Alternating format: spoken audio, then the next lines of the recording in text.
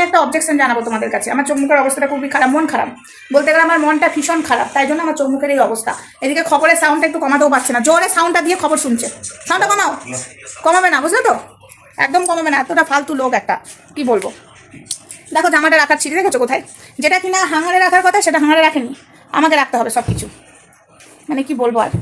তো যাই হোক, যে কথাটা তোমাদের সাথে আমি শেয়ার করতে এসেছি, সেই কথাটা হলো, সাউন্ড তো কমালো না, আমি ওই জন্য এই রুমে এলাম। আমার যেদিন তারা থাকে, আমার যেদিন বাইরে, মানে তোমরা তো দেখতেই পাচ্ছ মানে কি কাজ তারা থাকে, সেদিন আমার বরের অনেক কিছু খেতে ইচ্ছা করে, অনেক কিছু রান্না করাই, ঠিক আছে।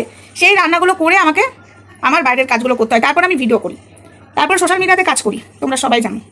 এখন আবার ফেসবুকেও কাজ করছি। এখন তোমরা জানো যে ভোটের আগে কী কী কাজ করছে, আর আমি খুলে বলার কিছু নেই। মনটা এতটাই খারাপ, এই মানুষটা যেদিন আমার বেশি কাজ থাকে, যেদিন আমার বাইরে যাওয়া থাকে, সেদিনই এই মানুষটার, মানে আমার প্রতিদেবের খেতে ইচ্ছা করে। কি বলা যায়, এটা টর্চার বলবো না এটা আবদার বলবো, বলো। আমি এটা বুঝতে পারি না। আমি দেখেছি যেদিন যেদিন আমার কাজ থাকবে সেদিন সেদিন, এটা আমি তোমাদের সাথে শেয়ার করছি, শুনতে পাচ্ছে কিন্তু, বিশ্বাস করো আজকে এন্ট্রো দিতে আর ইচ্ছা করছে না, তাও দিচ্ছি। হাই ফ্রেন্ডস, সময় ওয়ার্ল্ডে তোমাদেরকে অনেক অনেক স্বাগত আর অনেক অনেক ভালোবাসা। চলে এসেছে আবার একটা ভিডিও নিয়ে তোমাদের সামনে। তো ভিডিওটা শুরু করলাম এই কারণে আমি অবজেকশনগুলো জানাচ্ছি, ঠিক আছে। মানে আমার যেদিন এত ব্যস্ত থাকবে তখন সেদিন মনে হবে যেন একটা তরকারি ভাত করে দিই, বা সকালবেলায় টিফিনটা মুড়ি টুড়ি খেয়ে নিই, এটাই মনে হয় না। সেদিন রুটি খেতে ইচ্ছা করবে, সেদিন আরও অনেক কিছু খেতে ইচ্ছা করবে। দোলের দিন ওরকম, দোলের দিন সকাল সকাল রান্না করে হোলি খেলবো, তো সেদিন আমাকে সকালবেলা রুটি, কুমড়োর তরকারি, ভাতের সব কিছু রান্না করে সেই বেলা হয়ে গেল। মানে আমার সব কিছু সেদিন সেরে, আর যেদিন আমি বাড়িতে থাকি, কোনো কাজ থাকে না, কিছু থাকে না, অনুষ্ঠান থাকে না, সেদিন বলবে এক তরকারি ভাত করো, খেতে ইচ্ছা করছে না, সকালবেলায় চলো মুড়ি খেয়ে নিই।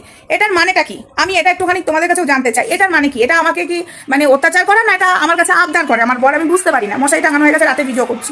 এটা মানে আমি তোমাকে জিজ্ঞাসা করছি, এটা আবদার না আমার উপরে অত্যাচার? অত্যাচার মানে আমার যেদিন কাজ থাকে সেদিন তোমার খেতে ইচ্ছে করে, সেদিন গাদা গাদা রান্না করতে ইচ্ছে করে, শুনতে পাচ্ছ? খবরের আওয়াজ পাবে তাই কপিরাইট চলে আসবে, এগুলো হলো অত্যাচার, মানে নিজেই স্বীকার করছে। তাহলে এগুলোকে কি বলবো বলো, কি বলবো আমি? হ্যাঁ, কোথায় যাবো? আমাকে বলছে ঘর ছেড়ে চলে যাও, আমি তো সবাইকে জানাচ্ছি তো, কারণ আমাকে জানাতে হবে, এটা আবদার না, এগুলো অন্যায়। আমি অনেক দিন ধরে দেখছি, দীর্ঘদিন ধরে আমি দেখছি, আমার যেদিন কাজ থাকে সেদিন আমাকে দিয়ে প্রচুর পরিশ্রম করে। আজকে যেরকম আমার কাজ ছিল, 2 রকম মাছ নিয়ে চলে এসছে, আমি কি করেছি, পালং শাক ভাত করে গেছি।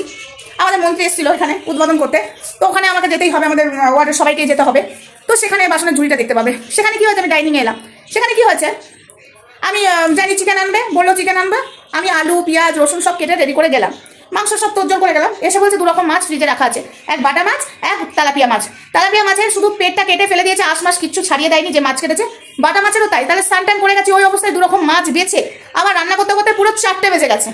তাহলে এগুলো পানিশমেন্ট কিনা বলো আমাকে? তা মাংস আনে লাস্টে কি করলাম, ওই মাংসের আলুগুলো চিচড়ি করে কেটে করলাম, চচ্চড়ি করে রাখলাম রুটির তরকারির জন্য, ওই পেঁয়াজ রসুন দিয়ে মাছের কালিয়া করলাম, বাটা মাছটা করিনি। এগুলো তো আমার সাথে অন্যায় হচ্ছে, তাই না? এগুলো বলতে গেলে আমার বর কি বলে জানো? আমার বর অনেক কিছু বলে আমাকে, সেগুলো কি বলে আমি অবশ্যই তোমাদেরকে জানাবো। আমি একটু ভিডিওটা করতে করতে আমার গ্যালারি ফুল হয়ে গেছিলো, তো ওগুলোকে ডিলিট করে আমি দেখলাম যে একটু পরেই করে যে মুখ হাতটা ধুতে গেলাম। আরেকটা জিনিস দেখাই, এই যে মশাইগুলো, মানে আমার মশাই এখানে আওয়াজ পাবে, মশারির ভেতরে ঢুকেছে, লাইটটাকে অফ করে ঢুকে নেই, বাথরুম থেকে বেরোচ্ছি বলছে লাইটটা অফ করো। এগুলো আমার উপরে অত্যাচার কিনা? একদম রাজার বেটা ক্রিয়েশনওয়ালা, লাইটটাকে অফ করে ঢোকেনি, এত বদমাইশ লোক, কী যে বলে কিছু বুঝতেই পারি না। যাই হোক, একটা কোনো ভাষা টাষা দিল, সেই ভাষাটা আমি বুঝতে পারলাম না কি ভাষা, ঠিক আছে।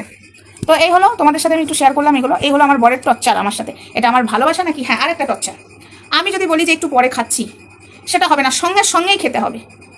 মানে আমি বলছি যে ভাতের হাঁড়িতে আমি চাল দিচ্ছি, পরশুদিন সকালবেলাতেই আমি ভাতের হাঁড়িতে চাল দিচ্ছি, তারপরে আমি খাচ্ছি, তোমরা খাও। ভাতের হাঁড়িতে চাল দিতে হবে না, গ্যাসটা বন্ধ রাখো, আগে খেতে হবে।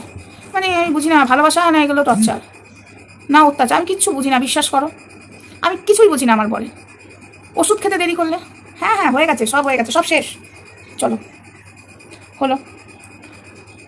হয়তো আমি একটা জিনিস ভুলে গেলাম, মন নেই তো, মন নেই, ওই ভিডিওতেই মন পড়ে আছে, কিন্তু সেই মানুষটাই, মানে আমিই করছি সব, কি বলবে।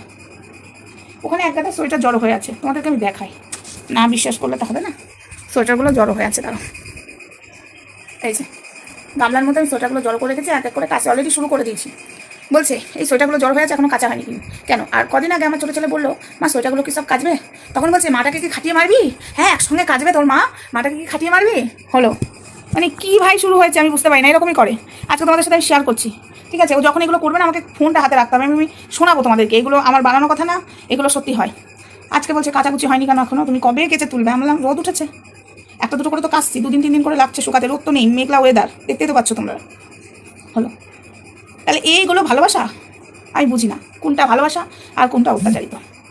আবার বেশি যদি কাজ করি, বেশি যদি একসাথে কাচাকুচি করি, বলে শরীর খারাপ হবে, অসুস্থ হবে, মানে চুপচাপ থাকতে পারবো না বসে, কাজ না ছাড়া, মানে সিরিয়াসলি বলছি আমি পাগল হয়ে যাই। তো যাই হোক, এগুলো তোমাদের সাথে শেয়ার করলাম। মানে আমার খুব, মানে কাউকে আমি বলতে পারছি না, মানে মানে আমার দিদিকে ফোন করবো, দিদি এখন ব্যস্ত, মা এসছে বাড়িতে ব্যস্ত, মানে কার সাথে আমি শেয়ার করবো?